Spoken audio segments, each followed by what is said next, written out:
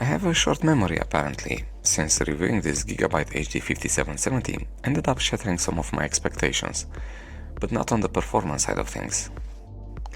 While I decided to remove the games that would not run on the HD 5770 to begin with, and add a few others that would, I apparently forgot a detail that makes cards of this architecture suitable only for hardware enthusiasts and less for regular PC users. You'll probably pick it up in my commentary from the gaming section. For the viewers that see the Juniper chip tested for the very first time, the GPU's the window seen on screen right now should provide all the needed details, except of the TDP of 108 watts.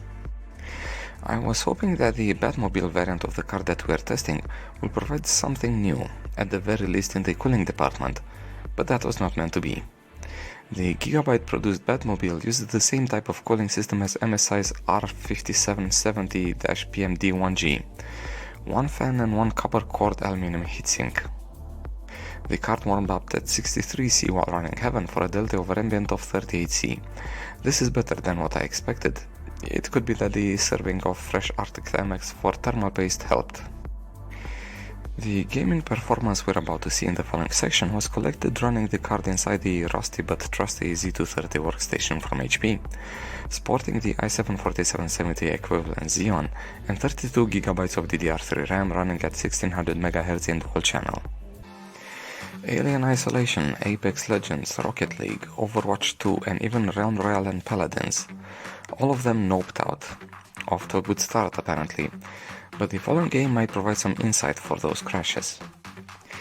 I was able to run Fortnite at 60 FPS on average and 36-41% lows, at 1080 resolution, performance rendering mode, and in borderless windowed.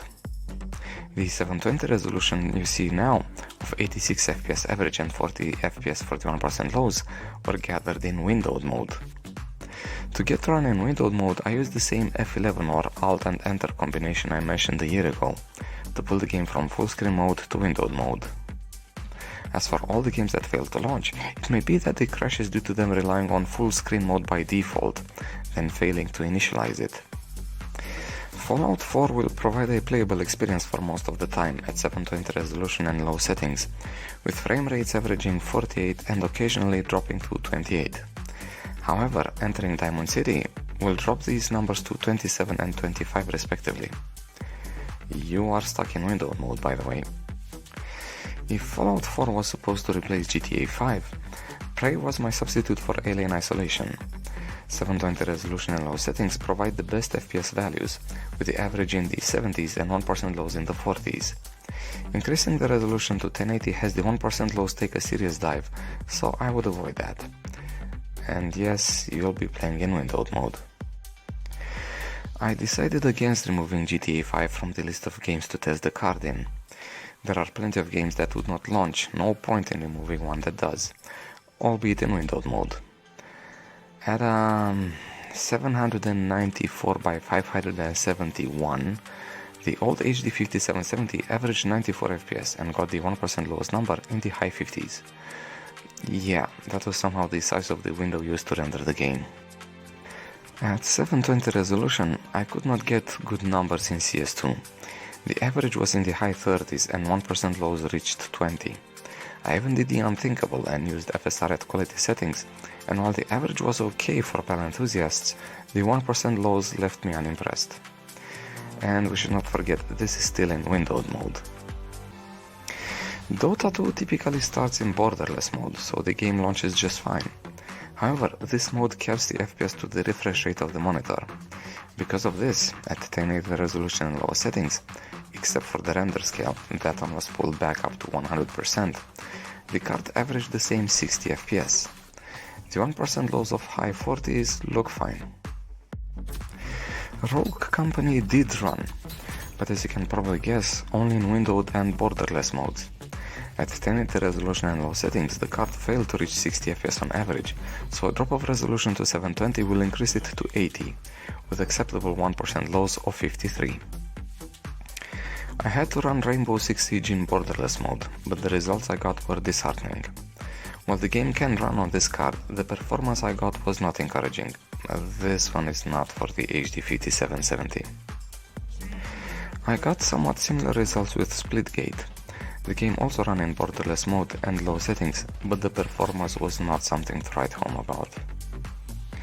Valorant had the same full screen issues as Fortnite, so I used the Alt-Enter combo to pull it back to windowed mode.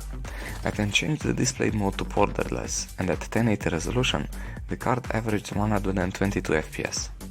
The 1% loss of 83 felt just fine. Warframe also ran in windowed mode, using the same Alt-Enter trick.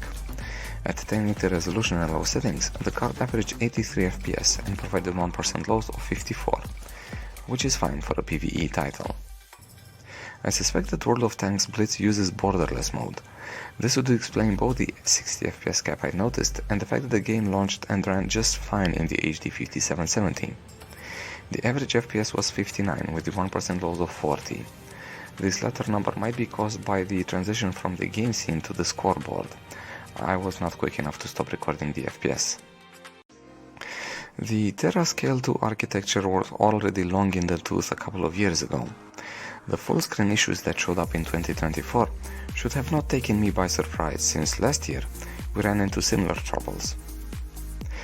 But that same year had the Terra Scale 2 cards running again just fine, so to rediscover full screen troubles now is a bit upsetting.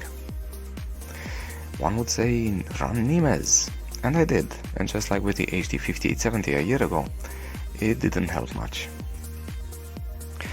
On the price aspect, I find it to be too high for the baggage the card comes with.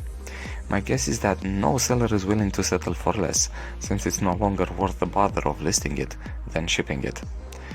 But then that makes it a poor sale, especially considering one could get more modern cards for the same price that perform just as well or even better, but without the full screen issues. I always thought that while the HD 5770 would lack the power to run the newer games, it would still be a viable option for the older titles. But the full screen issues rediscovered in this video has its usable lifespan cut much shorter than I expected. I'll hold on to the HD 5770s, but mostly for sentimental reasons, as cards that I successfully managed to repair. And while they might show up in other videos as well, the possibility of getting another full review becomes more and more a remote one. We're done with this video. Thanks for the emotional support, and I'll see you for the next one.